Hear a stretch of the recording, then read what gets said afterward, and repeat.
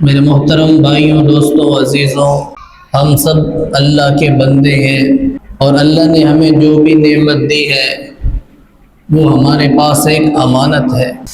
امانت میں جب خیانت ہوتی ہے تو اللہ ناراض ہو جاتے ہیں۔ آج آپ کے سامنے میں ایک ایسی امانت کے بارے میں بیان کرنا چاہتا ہوں جو ہم سب کے ہاتھ میں ہے۔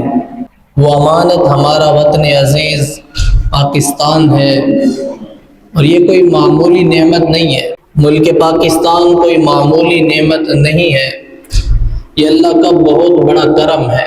یہ 20 لاکھ انسانوں کے خون کی مہک ہے، یہ ایک بہت بڑی قربانیوں کی ایک داستان ہے، یہ بزرگوں کی دعائیں اور ان کے آنسوؤں کا ثمرہ ہے۔ پاکستان کی بنیادوں میں 20 لاکھ سے کم و بیش لوگوں کا خون ہے، ان کی ہڈیوں سے اس ملک کی بنیادوں میں اینٹیں پڑی، ان کے خون سے اس ملک کا گارا بنا، پھر جا کے یہ ملک اپنی بنیادوں پہ کھڑا ہوا۔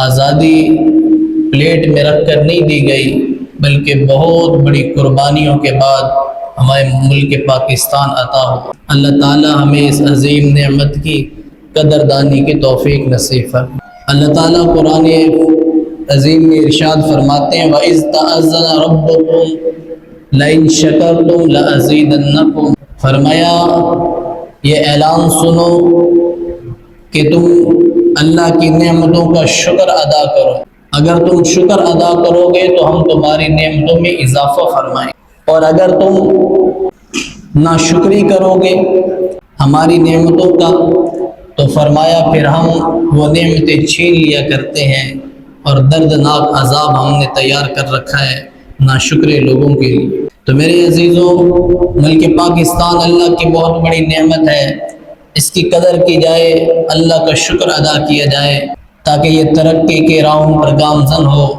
اس میں میرا بھی حصہ ہو، آپ کا بھی حصہ ہو۔ جنہوں نے قربانیاں دی تھی انہوں نے یہ مقصد لے کر قربانیاں دی تھی کہ ہم ایک ملک بسائیں گے جہاں پر اللہ اور اللہ کے رسول کا قانون ہوگا، شریعت کا قانون ہوگا، عدالتیں اللہ اور اللہ کے رسول صلی اللہ علیہ وسلم کے قانون کے مطابق چلیں، اذان کی آزادی ہوگی، عبادات کی آزادی ہوگی، مساجد کی تعظیم ہوگی، قرآن آزاد ہوگا۔ یہ ایک عظیم مقصد لے کر ایک قوم اٹھی، ایک خواب دیکھا، پھر اس کو تعبیر میں اس میں رنگ بھرنے کے لیے 20 لاکھ کم و بیش لوگوں نے قربانیاں دیں، جن کی لاشوں سے ستلج بھی بھر گیا، جن کی لاشوں سے بیاس بھی بھر گیا، جن کی لاشوں سے راوی بھی بہہ پڑا، ان کی لاشوں اور خون کی وجہ سے دریائے راوی کا پانی بھی سرخ ہو گیا۔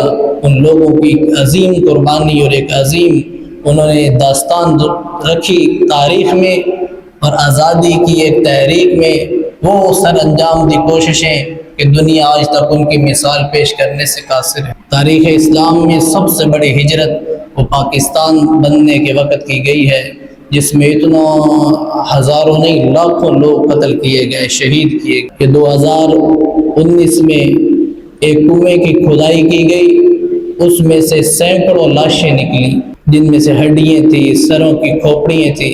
پھر بتایا گیا کہ مسلمانوں نے جب آزادی کی تحریک میں حصہ لیا اور پاکستان کی طرف گئے تو سکھوں نے مسلمانوں کو قتل کر کے اس کنویں میں پھینک دیا تھا۔ تو یہ بہت بڑی تاریخ رکھتی ہیں، بہت قربانیاں رکھتی ہیں۔ اس لیے آزادی کا مطلب صرف یہ نہیں کہ جھنڈا لہرا دو، چند نعرے لگا دو اور ہمارا حق ادا ہو گیا، ایسا نہیں ہے۔ اس آزادی کا اصل حق یہ ہے کہ ہم رسول اللہ صلی اللہ علیہ وسلم کے احکامات کے مطابق زندگی گزارنے والے بنے، اللہ اور اللہ کے رسول صلی اللہ علیہ وسلم کی شریعت کو سامنے رکھ کر ہم چلنے والے بنے، ہم پھر آزاد ہیں۔ اگر عدالتوں میں رسول اللہ کا قانون نہ ہو اور ہماری تخت پر رسول اللہ کا قانون نہ ہو تو پھر ہم آزاد نہیں ہیں۔ یہ جمہوریت تو ہندوستان میں بھی موجود تھی،